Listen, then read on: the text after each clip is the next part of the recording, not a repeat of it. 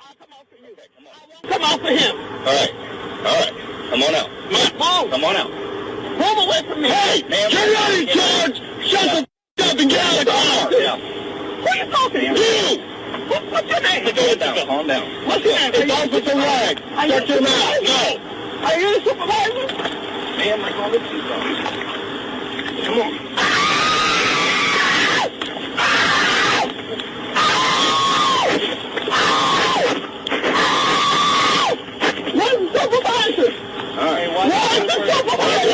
Let go.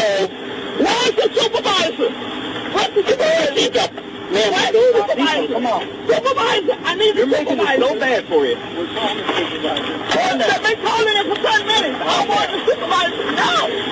I want my supervisor. I want the supervisor now. This is America. Don't catch you climbing up. Don't catch you climbing up. Cause they'll get you slipping up. Hey, come on. This is America. We'll say North America. Look how we living now. The boys could be tripping now. This is America. Umbrella. She's up. Whole nother level of shit you can't even understand. What is good, my people? We are live back again with another episode of The Forecast. So in Virginia, a 27-year-old sister, India Kager, was shot 30 times by Virginia Beach police with her 4-month-old baby in the car, all because they were after a brother named Angelo Perry.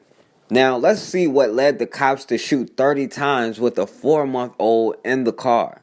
2 people dead and officers on leave. It's been months since a very public police-involved shooting. It's decision day for whether 4 officers should be charged or cleared for their actions, and along with it, some telling video of how it all played out.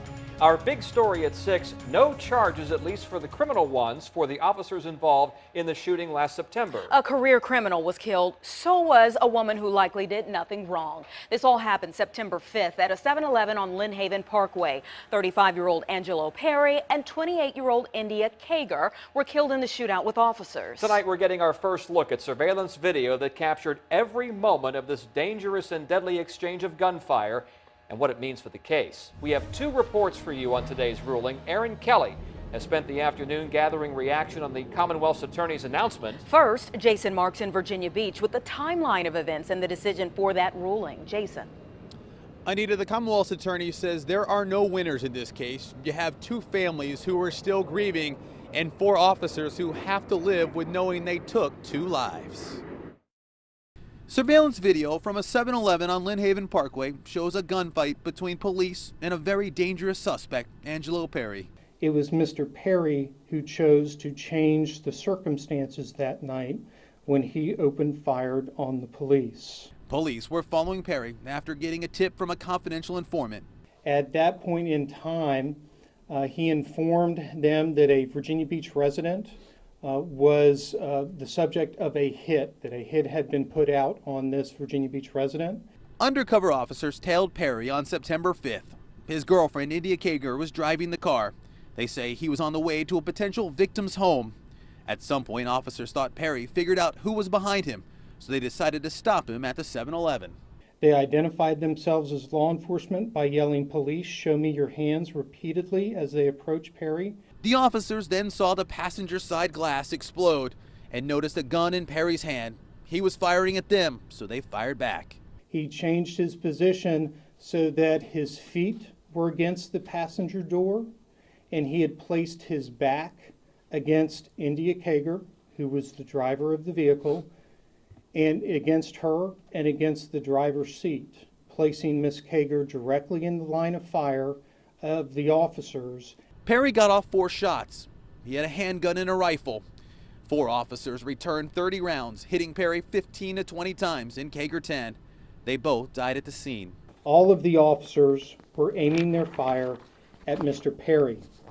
None of the officers targeted Miss Kager. The Commonwealth's attorney says since police knew Perry had a criminal past, since he was headed out to commit another crime, and since he fired first, the shooting was justified. And police say they suspected there was a third person in the car, but had no indication that it was an infant. That child was not hurt. As for those officers, they obviously have to deal with this for the rest of their lives. Their names were released earlier today.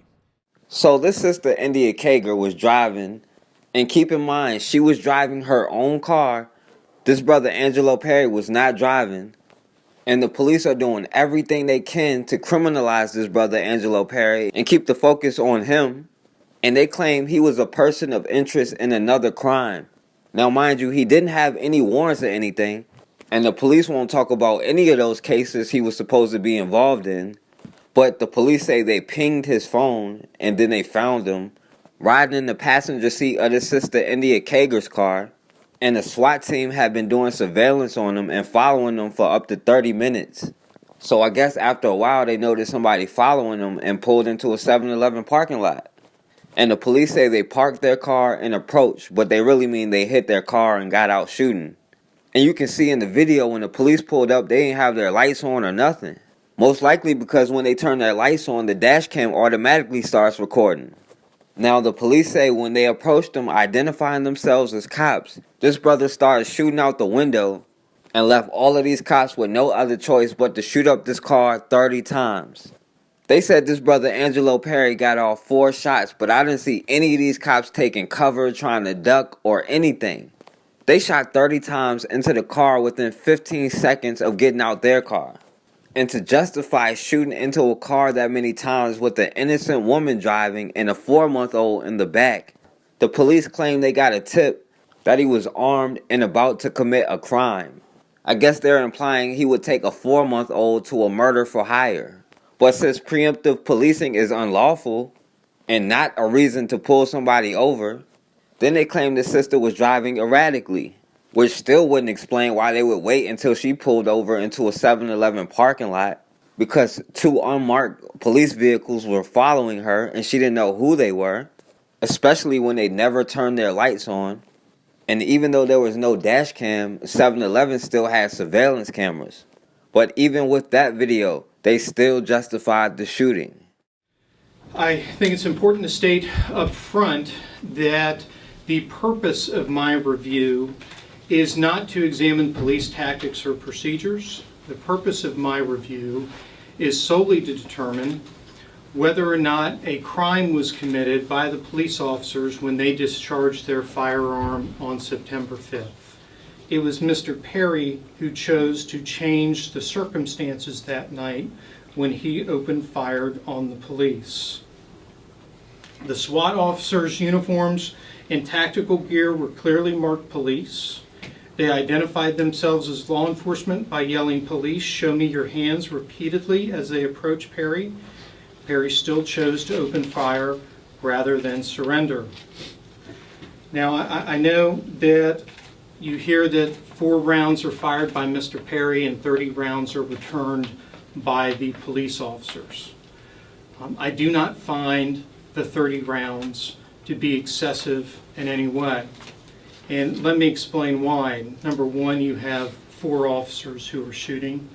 Number 2, the United States Supreme Court has specifically told us if police officers are justified in firing at a suspect in order to end a severe threat to public safety, the officers need not stop firing until the threat has ended. The officers started shooting once Perry shot at them. They stopped shooting once Perry lowered his weapon. Based on the substantial evidence in this case and the law of this matter, I've come to the conclusion that the 4 Virginia Beach police officers involved in the shooting that night on September 5th did not violate the law and will not be prosecuted for any criminal offenses related to the death of Angelo Perry.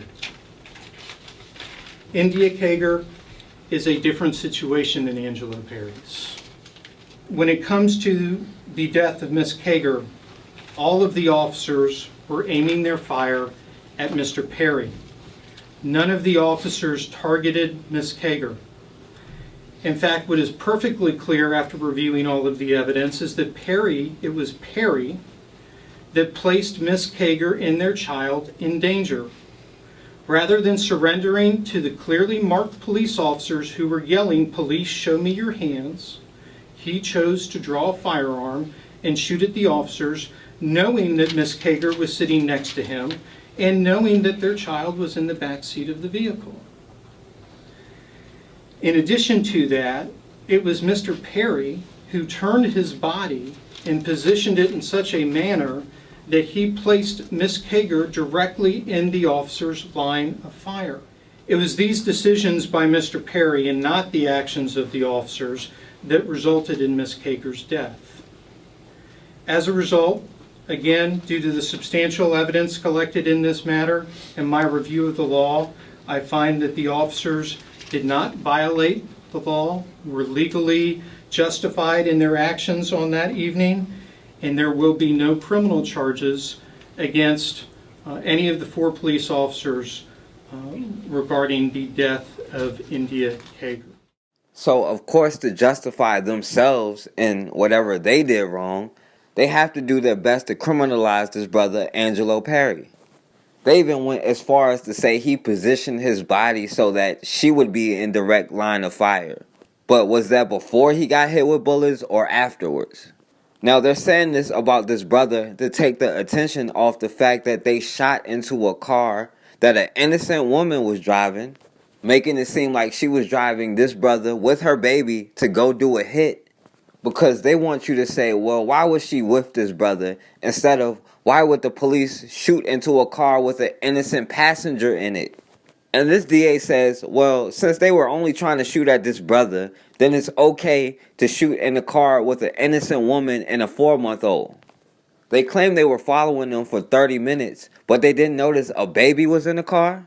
They even said, well, we suspected it was a third person, so it didn't matter who that third person was. This woman was not under surveillance. They were in her car, so it's suspicious how they even found them. But she was innocent. She'd never been convicted of a crime. She was a military veteran. But this is another black woman who does not get any justice. And luckily this baby didn't get hurt, but lost both parents. And they can, with a straight face, justify shooting into a car with an infant in it.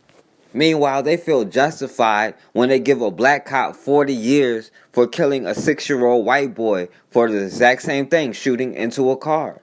Now, they never mention how his dad had him on a police chase or how his dad was a criminal. Yet somehow in this case, that's what justifies it. Another justification for the death of another innocent black woman. What's the difference between now and 50 years ago? In 1968, a young sister, Carol Jenkins, was murdered in Martinsville, Indiana. Nearly 32 years ago, on this Martinsville street corner, a young encyclopedia salesman was brutally murdered. The case has gone unsolved, but that might be changing. The victim was the daughter of Elizabeth Scott and Paul Davis. They've recently received mysterious phone calls from a woman who says she saw their daughter's murder. She was afraid because I asked her, I bet maybe about 3 times what her name was. She said, "I'm sorry," Miss Scott said, "but I fear for my life." She said that the 2 people was involved. It was the father and the son, and they owned that. Said either his father owned that filling station or they both worked there. Police believe the killer was hiding in these bushes, grabbed Carol Jenkins as she walked by, then stabbed her. The case has stumped Martinsville police for decades. It does get frustrating. I'd like to see us solve it. In 1968, investigators said there was no evidence to indicate the murder was racially motivated. Today, they're not sure. It could have been sexually motivated. There could have been a hate crime towards women, or again, racially motivated. Police would also like to hear from that anonymous caller.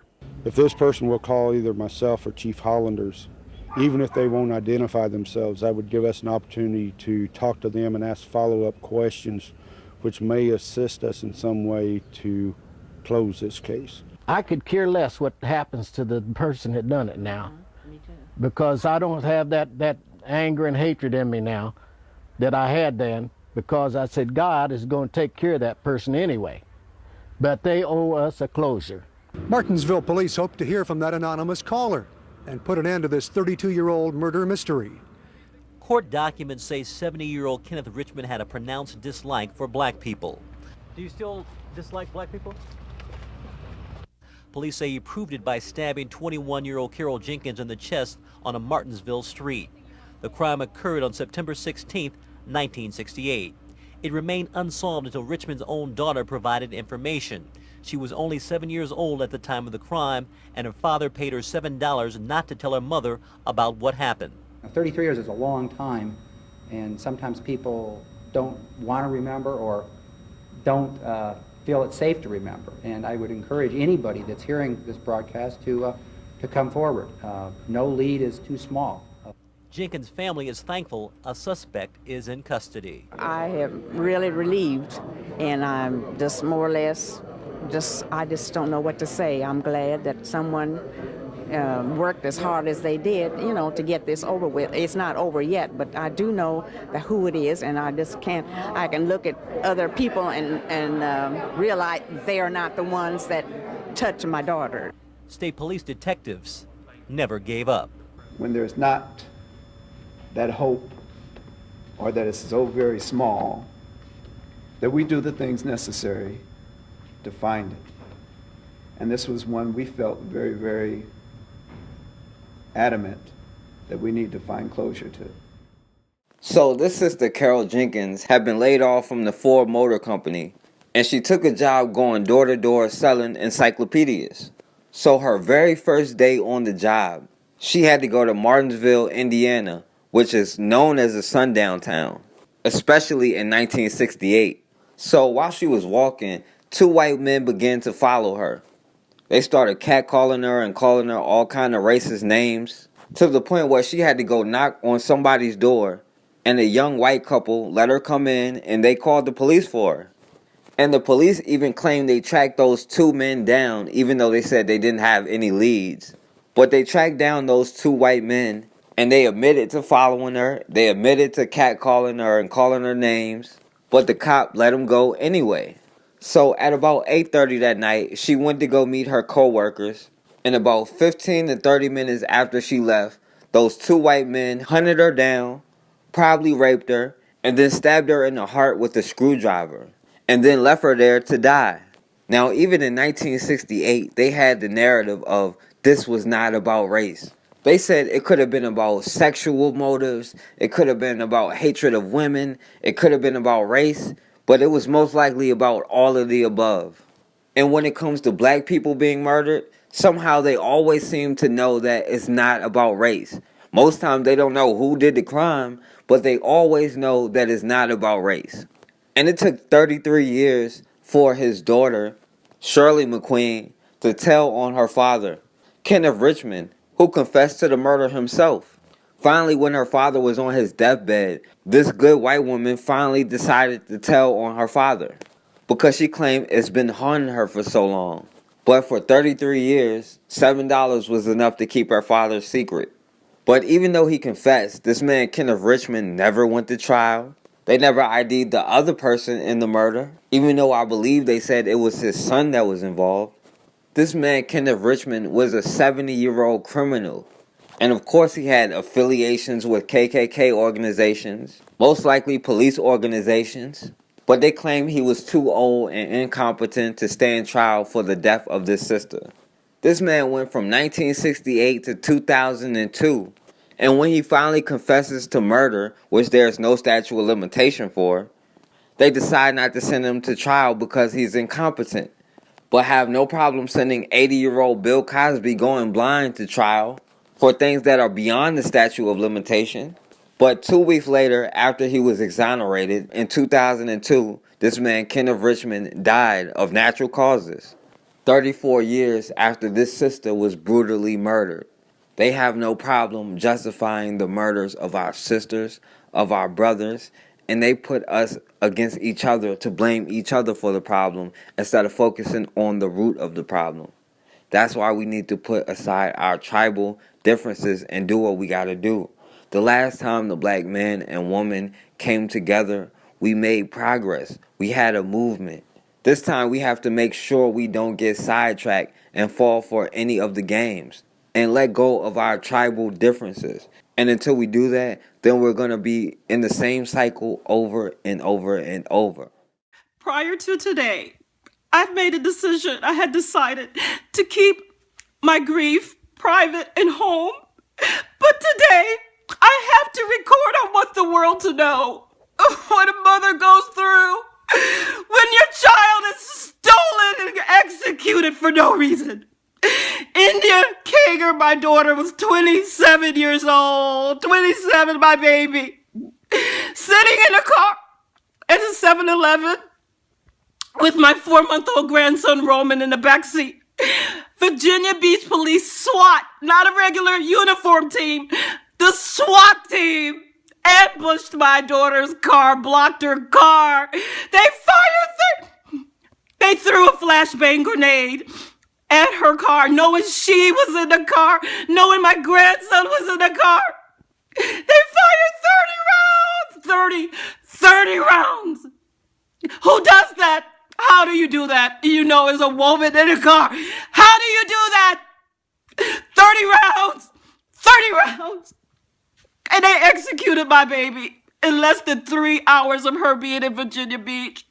She lived here in Maryland with us. And they won't release the names of the officers. There were 4 SWAT officers fired on her for Virginia Beach Police, but there were many more involved. How do you have a conscience? How do you do this? Please help me. Please help me. I have 2 grandsons. Roman, he was in the car. India protected him. She had bullet wounds in her back. I've seen her pictures. In her back. My daughter turned. In her back. Oh, God, help me. I can't even tell you how bad this hurts. There are no words to articulate this. I'm going to put it out. I won't stop fighting for my baby. I won't stop fighting for India. I won't stop fighting for Roman. I won't stop fighting for Evan. And I won't stop fighting for Mr. Perry because he did not have due process of law. There was no arrest warrant out for him. But my daughter was in the car. They saw her. They took her life. Why? Why? How do you do that? And you have a conscience. How do you do that? They're with their families. I don't have my baby. Please help me, please. A $30 million lawsuit is moving forward tonight in Virginia Beach against 4 police officers involved in a deadly double shooting. Thanks for watching. I'm Anita Blanton. And I'm Tom Shad. A murder suspect died in the exchange with the SWAT team nearly 2 years ago, but so did an innocent woman driving the car. Now her family wants the officers held accountable. 10 on your side, Joe Fisher is live in the newsroom with several points in this debate. Joe? Well, Tom and Anita, Beach police say they were returning fire on Angelo Perry, who was a passenger in India Kager's car. Kager was caught in the crossfire. Her baby in the back seat was unscathed. However, the defense says it was the police's poor planning and execution that ended in the mother being killed. The SWAT officers who shot and killed Angelo Perry and India Kager are cleared of any criminal wrongdoing. But after a judge's ruling Tuesday, the officers will now have to answer to a civil suit that calls their actions reckless. And they should speak for it. They need to state why they did that. Gina Best is India Kager's mother and filed the claims of gross negligence and battery. At which point in their plan, which point in their toolbox, the police protocol, were they going to protect India's life? Police say they cornered Kager's car in a 7-Eleven parking lot in November 2015 after getting intel that her passenger, Angelo Perry, was about to commit a murder. What happens? Angelo Perry discharges the first shot. There are multiple witnesses, civilian and police, that all confirm that Mr. Perry, instead of surrendering out of that vehicle, shot at a SWAT officer. City Attorney Christopher Boynton says police returned 30 rounds. Mr. Perry was killed in that, and because he was literally leaning back against Ms. Kager, using her as a backstop, it appears that one of the bullets directed toward him went through, and one or more, and hit her. The defense argues police were far too aggressive and failed to protect the innocent. So this is not an issue of Angelo Perry. This is an issue of Virginia Beach Police SWAT team launching a paramilitary attack on an innocent woman who was a Navy vet. Boynton says Perry was wanted in connection with 2 other murders and a home invasion in the beach. He says police did their job, and he's eager to defend them. We feel it will entirely vindicate the officers and the decisions that were made that day. And this is just the beginning of what will be a very long process towards trial, which will likely happen early next year. There is always the possibility the city settles with the family, but the city attorney said tonight so far there's no plans to do so. It was a haunting murder mystery. A 21-year-old black woman was brutally killed on the streets of an Indiana town with a reputation for intolerance back in the late 60s. Now, no one knew what happened to her until our own Sandra Chapman reported on the case, prompting a very unlikely witness to come forward and then speak up. Well, now, for the very first time, Sandra takes us inside of that devastating secret and the path to the accused killer in a brand new book coming out tomorrow. The book includes interviews in the daughter's own words about turning in her own father. I told him, I remember you hurting that lady. I remember being there and seeing you do that. And I go, why'd you have me with you? For the first time, you are hearing the voice of Shirley Mcqueen, the woman who helped solve one of Indiana's most notorious murder mysteries. I remember watching her fall. And I talked about him giving me that $7 and telling me to keep a secret. These are excerpts of a taped interview McQueen did for a new book coming out on Friday. 10 years ago this month, McQueen and her $7 secret led to the arrest of her own father, Kenneth Richmond, for the 1968 racial killing of Carol Jenkins in Martinsville, Indiana. McQueen was just 7 years old when she witnessed the attack from the backseat of her father's car as he passed through town. For more than 3 decades, she lived with the nightmare before telling investigators what she knew and revealing to Carol's family those final hate-filled moments. And I told her, I said, you were 7 years old. You were not only terrified to see the girl falling, but you traumatized. Now the story behind the state and national headlines comes to light in the new book written by the reporter McQueen called with a chilling message. If the girl was wearing a yellow scarf and was killed with a screwdriver, my father could be the killer. Up until that moment, no one ever knew Carol Jenkins was wearing a yellow scarf. I didn't know she had one, and Shirley's the only one that ever knew it, because it was never in the papers or anything about her having a yellow scarf. That detail, along with an anonymous letter written by Shirley's sister-in-law following my investigative reports into police missteps in the case, led cold case investigators to McQueen. I just told him everything I remembered about her scarf, her yellow scarf and everything. We are not showing Shirley McQueen's face because she wants to retain some privacy in wake of the turmoil she still lives with 10 years after turning her father in. Kenneth Richmond died in custody before he went to trial and without naming his accomplice. But state police say he admitted to the crime. Richmond's attorney, Steve Litz, denies that claim, and police don't have his confession on tape. Shortly before Mr. Richmond's death, he acknowledged his involvement in the death of Carol Jenkins. The detectives told us that he confessed. He didn't speak, but he shook his head yes. Said this guard asked him, did he do it? And he shook his head yes. Yeah, I believe it. I believe he. Paul Davis spent 30 years of his life trying to track down his daughter's killer.